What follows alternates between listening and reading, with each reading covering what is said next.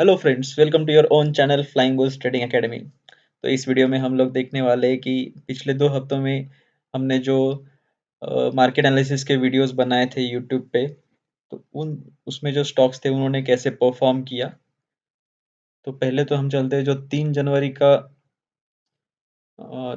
Video analysis था उसका हमने पिछले हफ्ते रिजल्ट पोस्ट किया था टेलीग्राम ग्रुप पे। उसके साथ ही 10 जनवरी का जो वीडियो बना मार्केट एनालिसिस का था, उसमें भी मैंने स्टार्टिंग में 3 जनवरी के जो स्टॉक्स थे उनका परफॉर्मेंस का रिपोर्ट दिया था।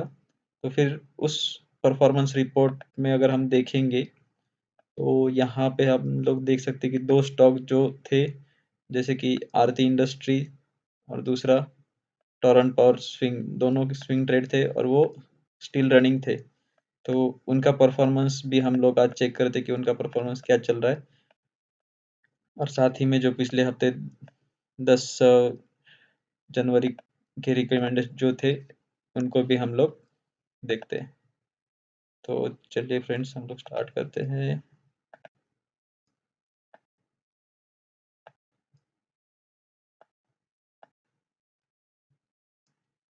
तो यहाँ पे हम लोग पहले आरती इंडस्ट्री को देखेंगे। आरती इंडस्ट्री, अगर आपको याद हो तो मैंने ये जब रिकमेंडेशन दिया था तो वो इस रेंज में चल रहा था। और स्विंग के लिए जो रिकमेंडेशंस था वो था कि इसको ब्रेक करने के बाद with stop loss below this swing low हम एक अच्छा सा ट्रेड बना सकते। तो जनवरी के पहले हफ्ते में हमने देखा कि इस स्टॉक ने कैसे ये नीचे आके फिर से यहाँ पे इस जोन को रिटेस्ट करके वापस ये ऊपर की तरफ जा रहा था। तो इस हफ्ते में हम लोग अगर देखेंगे तो आप देख सकते हैं इस स्टॉक ने क्या बढ़िया सी रैली दी है। तो इस तरह से इस स्टॉक ने हमारे ऑलमोस्ट सब टारगेट, यानी कि 1:2 का रिस्क रिवॉर्ड रेशियो वाला जो ट्रेड था वो सक्सेसफुली कंप्लीट कर दिया है। तो हमारे जो आरती इंडस्ट्रीज का ट्रेड था वो सक्सेसफुल रहा। दूसरा जो ट्रेड था वो था टोरेंट पावर। यहाँ पे अगर हम देखेंगे तो मैंने बताया था कि ये 555 के ऊपर जब जाएगा तो एक अच्छा मूवमेंट दे सकता है। तो जैसे कि आप देख सकते हो, स्टॉक ने जनवरी के पहले हफ्ते में ही एक अच्छा सा मूवमेंट दिया था। फिर अगेन इसने इस हफ्ते के शुरुआत में भी एक अच्छा सा मूवमेंट देके हमारा जो अ, दूसरा टारगेट था वो भी अचीव कर लिया है। तो इस तरह से टोरेंट पावर ने भी हमारे टारगेट्स अचीव कर दिए। बाद ये तो थे पहले हफ्ते के स्टॉक्स जो पिछले जिन्होंने दोनों उनके टारगेट्स हिट कर दिए। और अब चलते हैं पिछले हफ्ते के जो थे वो स्टॉक्स उन पे। तो इंडिगो इंडिगो हमने पहले हफ्ते में बोला था, फिर दूसरे हफ्ते में भी बोला था। पहले हफ्ते में वो ब्रेकआउट नहीं दे पाया और दूसरे हफ्ते मतलब अभी जो 10 जनवरी वाला हफ्ता था अभी का, तो उसमें इसने आप देख सकते हो कैसे ये एक बुलिश कैंडल बना के एक अच्छा सा मूवमेंट दे दिया है। मैंने पिछले वीडियो में ही बताया था कि अगर यहाँ पे इस जोन के ऊपर ये स्टॉक इस जोन के ऊपर अगर ये स्टॉक एक बुलिश मोमेंटम वाली कैंडल बनाता है तो एग्रेसिव ट्रेडर्स बाय कर सकते हैं with stop loss below this swing low या इस कैंडल के नीचे। तो इस अगर इस बेस पे हम ट्रेड देखेंगे तो इसने ऑलमोस्ट या मोर देन 1:2 रिस्क रिवॉर्ड वाला ट्रेड अचीव कर लिया है। यस,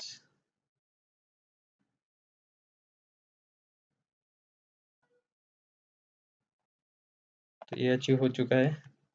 अब चलते नेक्स्ट आईसीआईसीआई प्रू में हमने पोजिशनल 3 से 6 महीने के लिए, 1 से 2 महीने के लिए हर एक टाइम फ्रेम में एनालिसिस करके अपने अपने प्रेफर्ड होल्डिंग कैपेसिटी के ऊपर डिसीजन लेने को रिकमेंड किया था। तो उसमें हम लोग अगर आवरली टाइम फ्रेम पे देखेंगे, आवरली टाइम फ्रेम पे हमने बोला था कि अगर इस लेवल के ऊपर ये स्टॉक जाता है तो इस स्विंग लो के नीचे हम अपना स्टॉप लॉस लगा के इस ट्रेड में स्विंग ट्रेड के लिए एंट्री ले सकते हैं।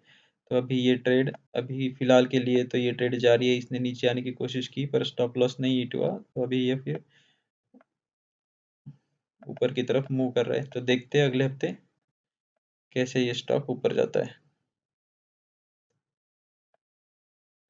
इसके बाद वाला जो स्टॉक था वो था अदानी पोर्ट। अदानी पोर्ट में भी हम लोग देखेंगे तो हमने एक ट्रेंड लाइन वैसे की वैसे ये सब ड्राइंग्स है। तो यहाँ पे अगर आप लोग देखोगे तो ये जो ट्रेंड लाइन ब्रेक करने के बाद हमने इस वाले हॉरिजॉन्टल रेजिस्टेंस को ब्रेक करने के लिए वेट करने के लिए कहा था।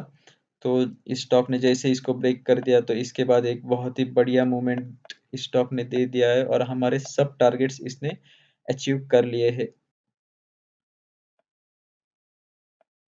इसमें मैंने नीचे के साइड इंट्राडे के लिए ट्रेड भी दिया था। अगर वो एक्टिवेट नहीं हुआ, वहाँ पे इसने सपोर्ट लेने की कोशिश की, पर हमारा जो स्टॉप लॉस था इसके नीचे का वो भी इसने हिट नहीं किया।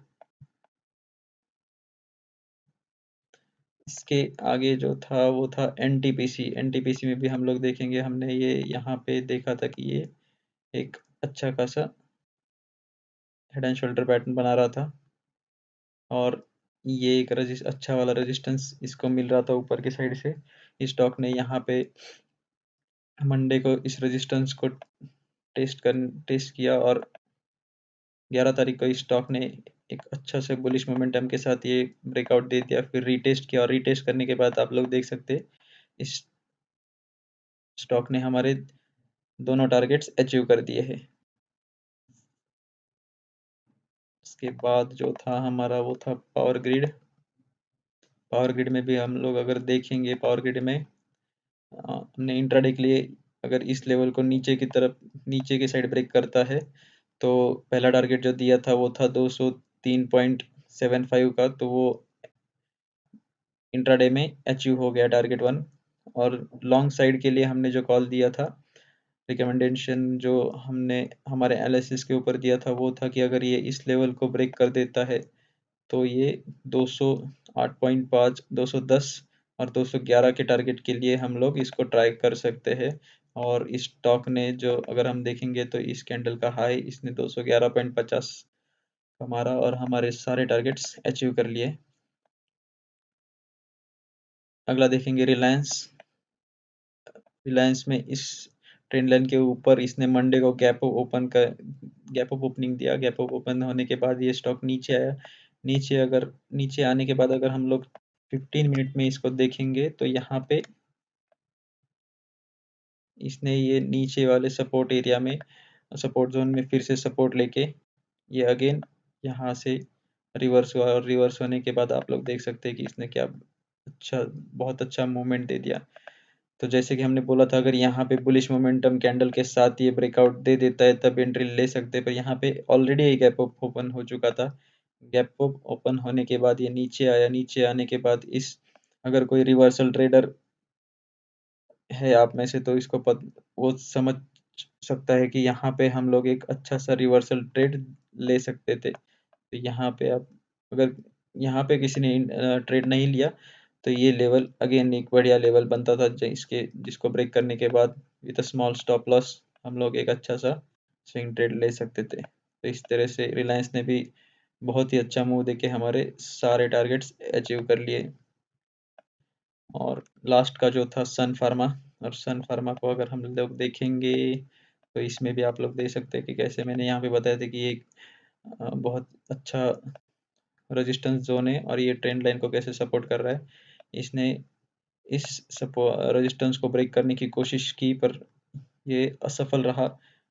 ब्रेक करने के बाद ये फिर अगेन इस जोन में आया और यहाँ पे कंसोलिडेशन करते हुए सपोर्ट जोन में इसने थोड़ा सा टाइम बिताया और उसके बाद उसने एक बहुत ही बढ़िया मूव देके हमारे सारे के सारे टारगेट्स अचीव कर दिए। तो ट्रेडर्स इस तरह से हमारा जो पिछले हफ्ते का एनालिसिस था वो ऑलमोस्ट ऑलमोस्ट नहीं हन करेक्ट 100% करेक्ट रहा। तो मैं ये नहीं कहता कि हर बार ये ऐसे ही होगा। मार्केट अच्छे मोमेंटम में है, तो इसकी वजह से भी ये हो सकता है कि हमारे सारे के सारे टारगेट्स अचीव हो गए। तो ट्रेडर्स ये था हमारा पिछले हफ्ते जो हमने स्टॉक्स दिए थे उनका वीकली रिपोर्ट। होप ये आपको अच्छा लगा होगा। अगर आपको अच्छा लगा तो प्लीज़ लाइक करें, सब्सक्राइब करें और अगर आपको इसमें कुछ इम्प्रूवमेंट चाहिए, आपको कुछ और टॉपिक पे वीडियो चाहिए तो आप हमें कमेंट सेक्शन में ज़रूर बताइए और अपने फ्रेंड्स के साथ शेयर करना ना मत भूलिए। Thank you traders.